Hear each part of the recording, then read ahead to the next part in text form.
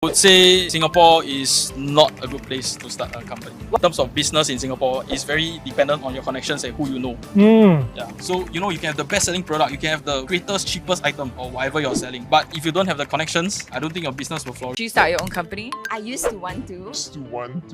But when I come to uni, once again, practicality-wise, it's very hard. You have to have a lot of starting capital to actually start your own company. I wouldn't be too sure about that because I think that starting a business in Singapore would be quite competitive because you have to compete with a lot of people who are already trying to start here. Probably something in educational background because lately I've been building my non-profit organization in educational field also. Nice. So I think it's more aligned with my experience. So basically, because I'm from Indonesia, I'm an international student, and we felt like if you have different economic background, lower that you have, then the lower educational opportunity that you will get. So that's what we're trying to reduce. Oh, you're from Indonesia. Name us one Indonesian entrepreneur that you know. I'd say my father because my father also Wow. entrepreneur. Yeah. Wow, what does he do? He owned like a chicken farm. Do you plan to go into that space? No, not really. I think like the dream is to have a cafe. Yeah, when I'm like quite old and retired. Why quite old and retired? Because I think the opportunity cost right now is a bit too high, and my risk appetite is not very high as of now as well. But what if you have something that you're so super excited to start? Would you quit school and pursue your own dreams? I do appreciate learning. The learning process is very important, no matter or not you want to start working as soon as possible. I wouldn't quit school, but if I had something I was super passionate about, I would say, why not if there's capital available? I think I've ever thought about it, but considering the fact that Singapore is kind of a very practical society and there's a lot of risk starting a startup, I think it will be hard for me to do it right now. It's all about opportunity cost, right? Let's say summer is coming. Are you going to actively prepare for your interview, source for the internship, is going to build your resume, or are you going to focus on your startup? Do you think is it easier to be an entrepreneur in Singapore or in Indonesia? I think still Indonesia because all of the costs will be much cheaper in Indonesia. The different in mindset, Singapore they more focus on investor, how to get investor. In Indonesia, as long as I have positive review for the customer, it will be great. So one thing about Singapore that surprised you so far? The price.